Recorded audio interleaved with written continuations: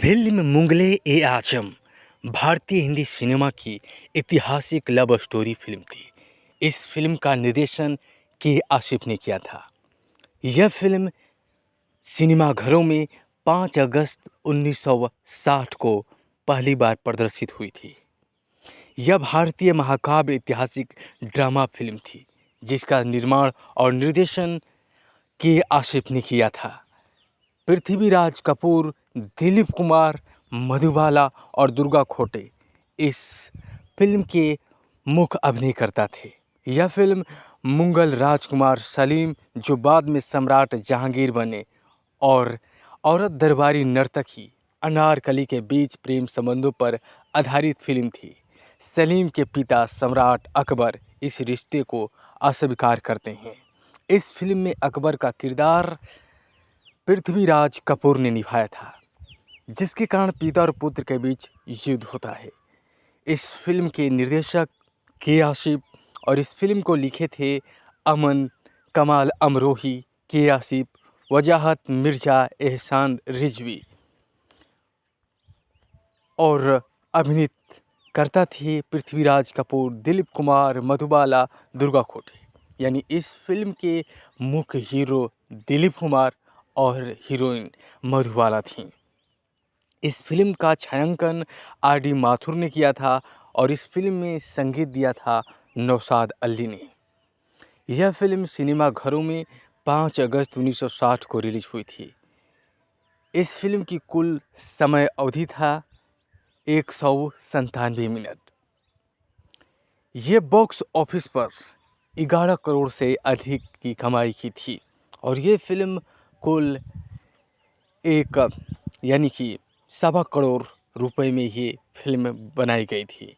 मुग़ल-ए-आज़म का विकास 1944 में शुरू हुआ, जब के आसिफ ने नाटककार इम्तियाज़ अली ताज द्वारा 1922 में लिखे गए अनारकली नामक नाटक को पढ़ा, जो सम्राट अकबर 1556 से लेकर 1605 के शासनकाल में स्थापित है। उत्पादन में देरी और वित्तीय अनिश्चितता से ग्रस्त था। 1950 के दशक की शुरुआत में इसके प्रमुख फोटोग्राफी शुरू होने से पहले परियोजना ने एक फाइनेंसर खो दिया था और कलाकारों का पूरा परिवर्तन हुआ था। मुग़ल-ए-आज़म के निर्माण में किसी भी पिछली भारतीय मोशन पिक्चर की तुलना में अधिक लागत आई।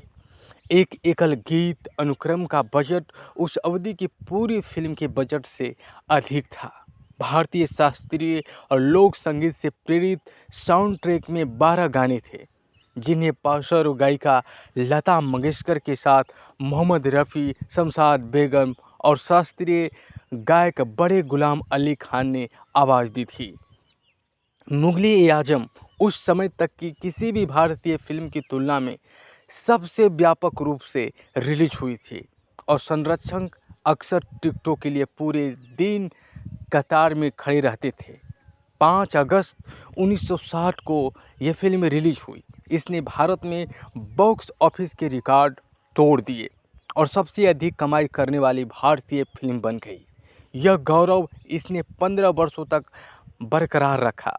फिल्म को दिए गए पुरस्कारों में एक राष्ट्रीय फिल्म पुरस्कार और 8वें फिल्म फेयर पुरस्कारों में 3 फिल्म फेयर पुरस्कार शामिल थे। मुग़ल-ए-आज़म डिजिटल रूप से रंगीन होने वाली पहली black and white Hindi film थी और किसी भी भाषा में सिनेमाघरों में दोबारा रिलीज होने वाली पहली फिल्म थी। 12 नवंबर 2004 को रिलीज हुई और यूट्यूब और मोशन पिक्चर द्वारा वितरित रंगीन संस्करण भी व्यावसायिक रूप से सफल रहा।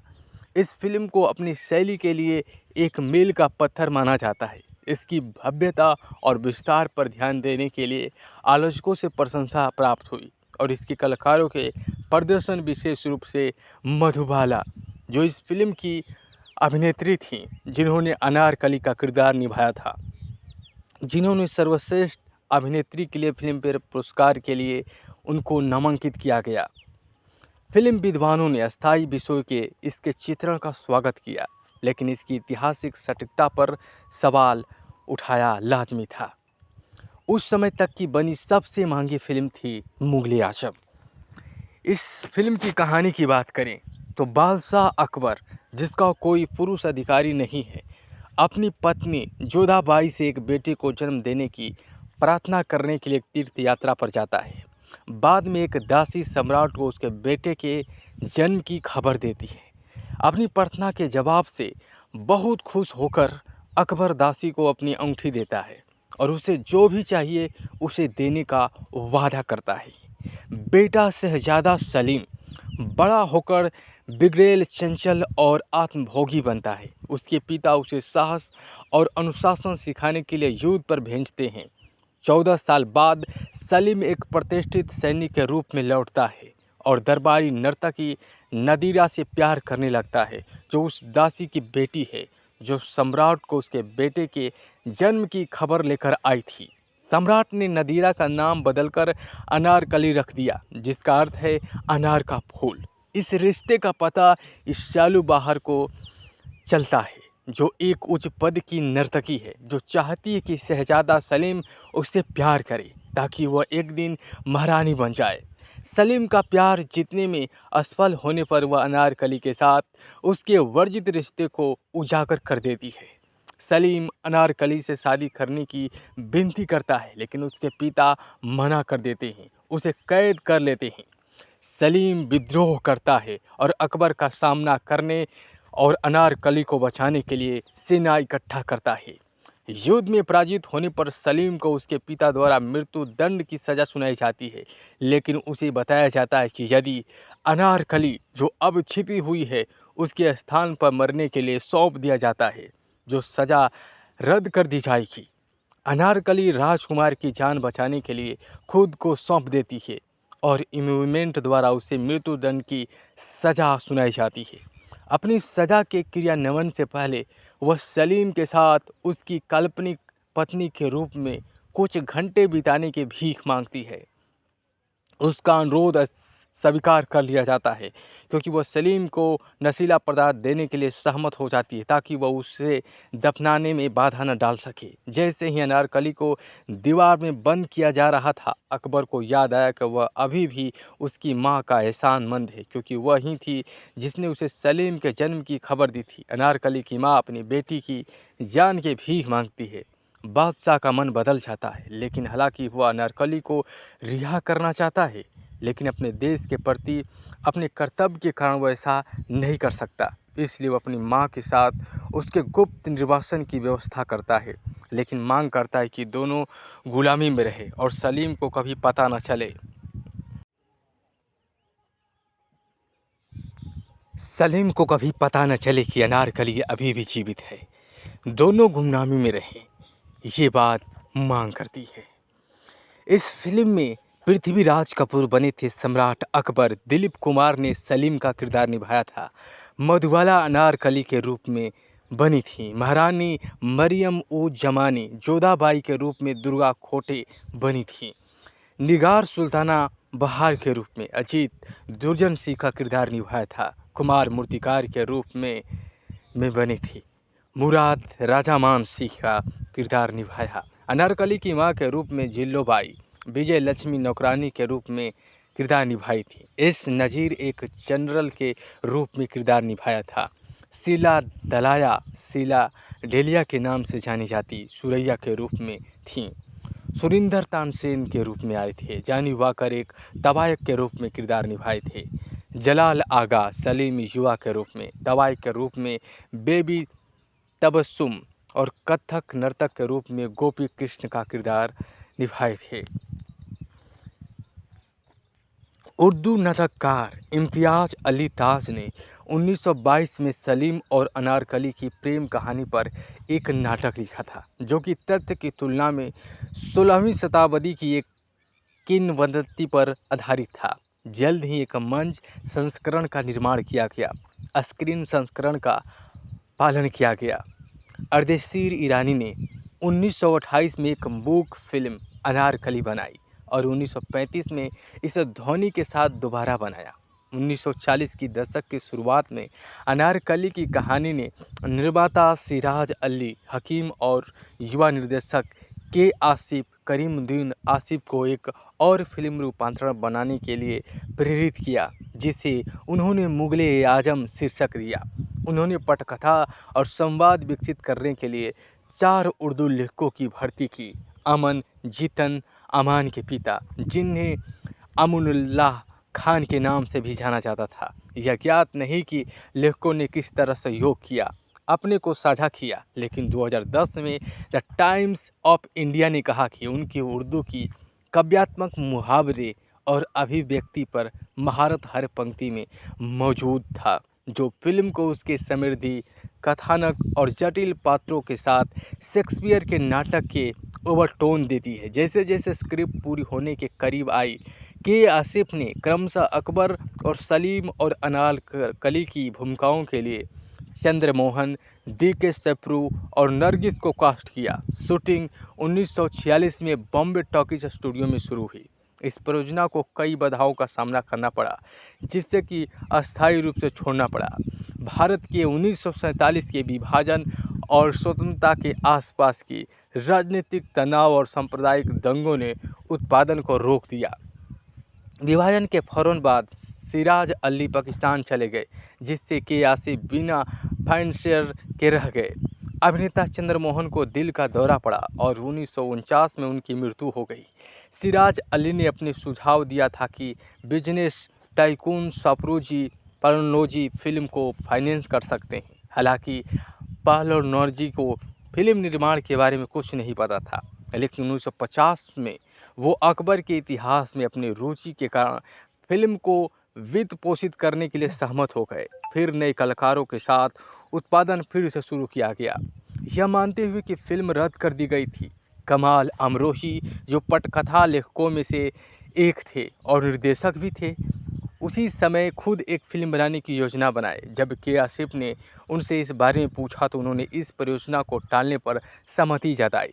इस मंचीय नाटक पर आधारित एक और असंबंधित फिल्म निर्माण नंदलाल जसवंत लाल की बनाई गई फिल्म अनारकली, जिसमें बीना राय और प्रदीप कुमार ने अभिनय भी किया था, जो 1953 की सबसे अधिक कमाई करने वाली हिंदी फिल्म बनी थी। के आसिफ शुरू में राजकुमार सलीम की भूमिका के लिए दिलीप कुमार को अस्वीकार कर दिया था। कुमार एक ऐतिहासिक फिल्मी अभिनय के लिए अनिच्छुक थे, लेकिन फिल्म के निर्माता के आग्रह पर उन्होंने भूमिका स्वीकार कर ली। और कुमार के अनुसार के आसिफ ने मुझ पर इतना भरोसा किया कि सलीम का चित्रण पूरी तरह से मुझ पर छोड़ दिया।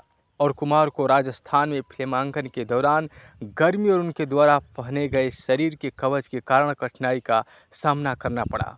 अनारकली का हिस्सा पहले नूतन को दिया गया था, जिससे अस्वीकार कर दिया गया।